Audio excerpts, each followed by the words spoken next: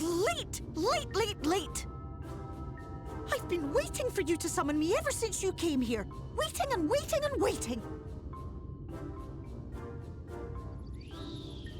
But my sapling didn't so much as utter my name. Such a heartless thing she is. Cold and cruel and heartless!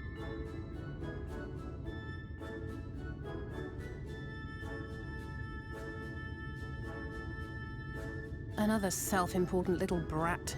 Just what we need. Reminds me of my childhood.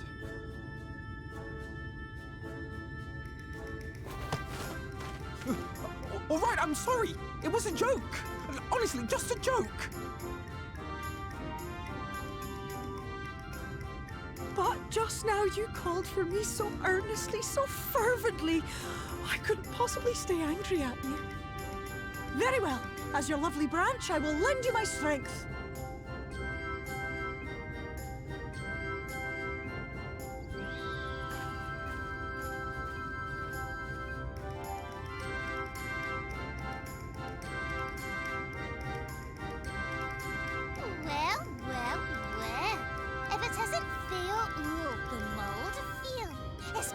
Too long.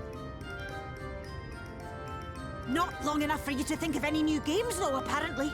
If I were you, I'd be bored of myself. Now let me make something clear. That mortal is mine. No matter what you do, she will never be yours. Never, never, ever! Oh, not even a bit. But what about the others?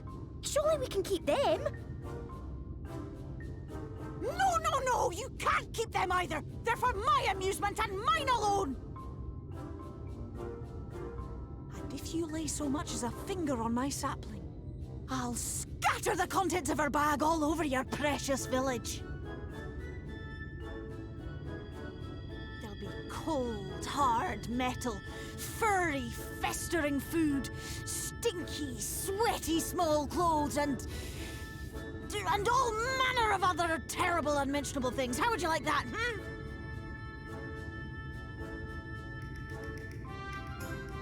All right. But will you not at least let us play with the twins? Just while the others go and see Urianger? Aye, that's all we ask. And we promise we'll play nicely. It seems we won't be joining you. We'll reveal the hidden Vernick to you at once.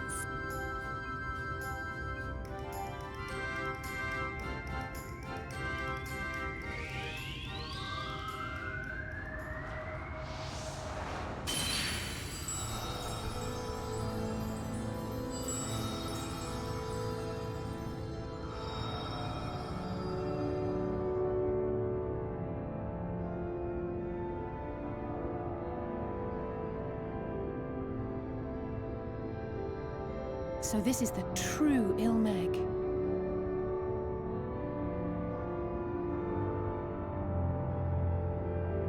How are you feeling? Better. I think I remember the way now. Apologies for the delay. Shall we go and see Urianger?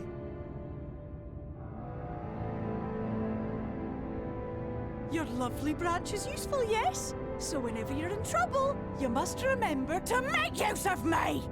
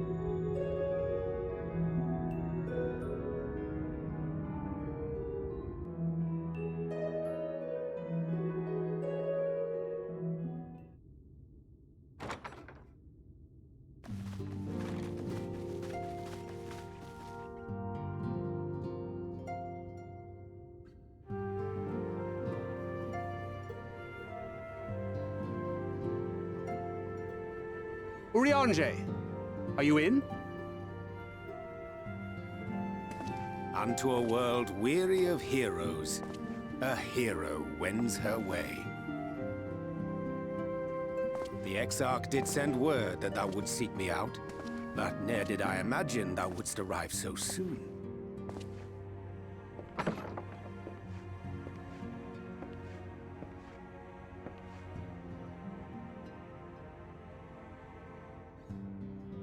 Full glad am I to see thee once more, my friend, and none the worse for thy travails.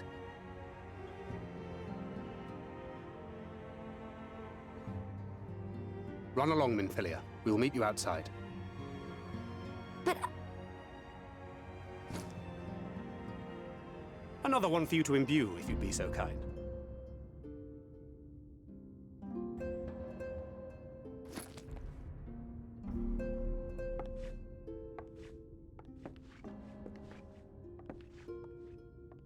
I take it thou hast met with our other comrades already?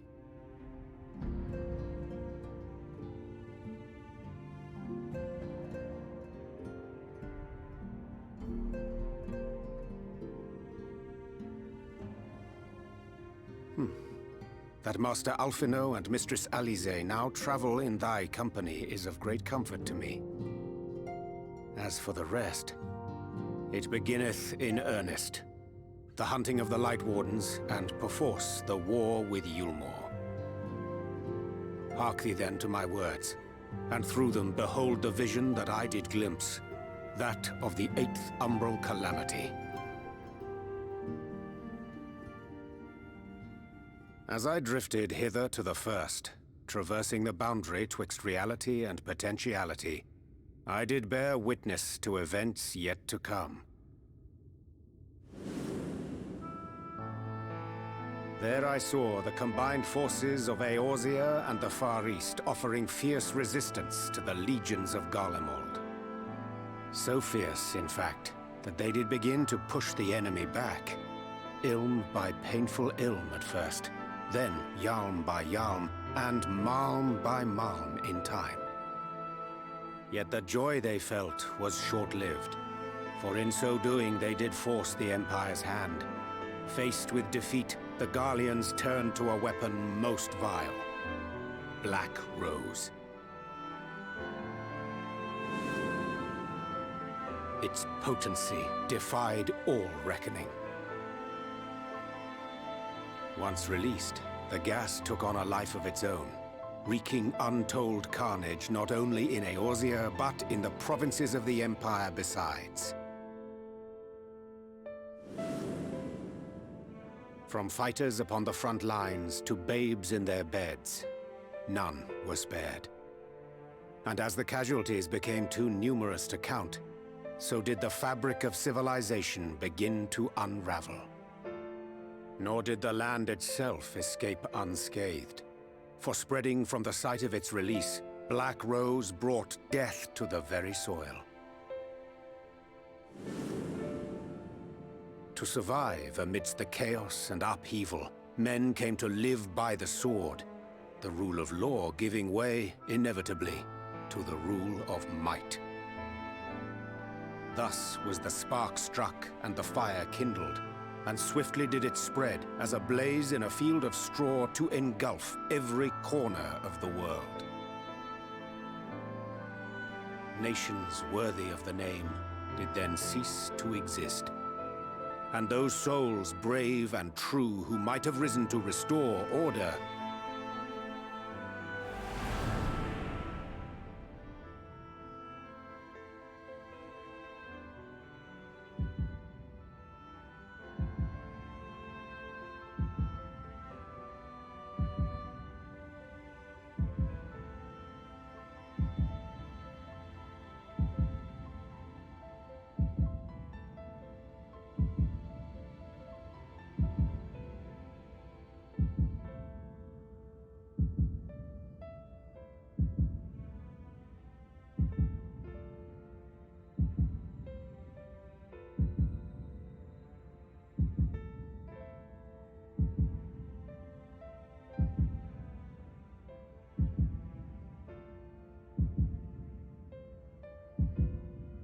were no more. For the weapon spared not one, not even thee.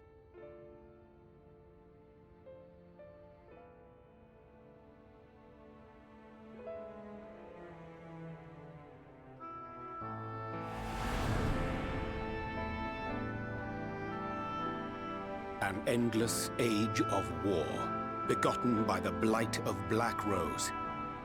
Such is the legacy of the 8th umbral calamity which I did behold.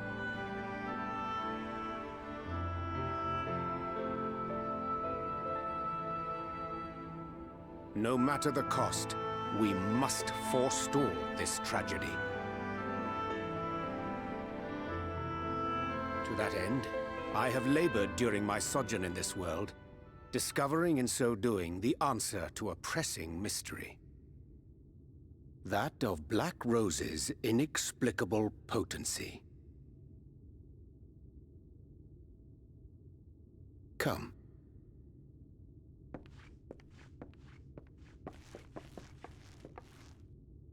Dost thou recognize yonder chart?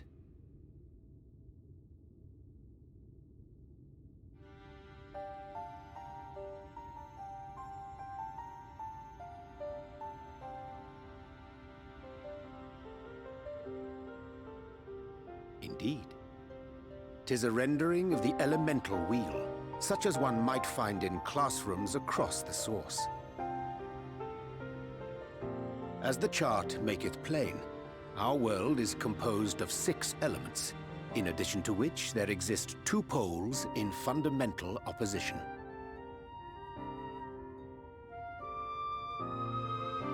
Astral, the active; umbral, the passive. As a reflection of the source, the first naturally compriseth the selfsame forces. Yet, curiously, there is a notable divergence in their nomenclature. To be specific, the denizens of this world employ not the terms astral and umbral.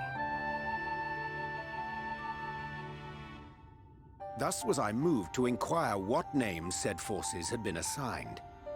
A simple question which yielded a most unexpected answer. Upon demanding the name of the pole aligned with activity and growth, I was told that as life's myriad colors combine to produce black, the people of the first had called it darkness. At this, did my mind begin to race. Yet 'twas only when I asked what name had been given to the pole aligned with passivity that mine eyes were opened to the truth. Peace and tranquility being as purest white, unmarred by color, I was told it had been given the name of light. That's umbral light and astral darkness, yes? I'm no etherologist, but it strikes me that the nomenclature of the first is rooted in the generation of the 2 forces, while our own appears to focus on their effects. Which makes one wonder, have we had it backwards all this time?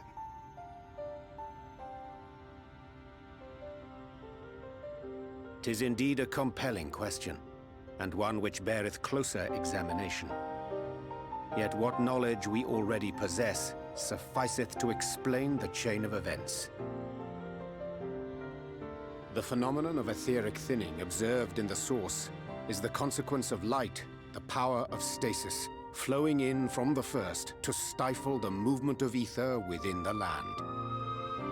And according to Master Alphino, Black Rose slayeth by halting the circulation of ether within living beings. Should such a weapon be unleashed even as the first were rejoined, replete as it is with light, We would have a disaster of untold proportions on our hands. A calamity. Well, at least we have a better grasp of what we're facing. Our objective, however, remains unchanged. We are to eliminate the Light Warden of Ilmeg. Speaking of which, were you able to ascertain its whereabouts? Aye. 'Tis all but certainly ensconced within Leergear, the castle which standeth in the midst of the lake. to enter said stronghold, we must needs turn to the Pixies for aid. Fortunately, I have become quite adept at courting their cooperation. Henceforth shall I accompany you, and do all in my power to ensure that my vision doth not come to pass.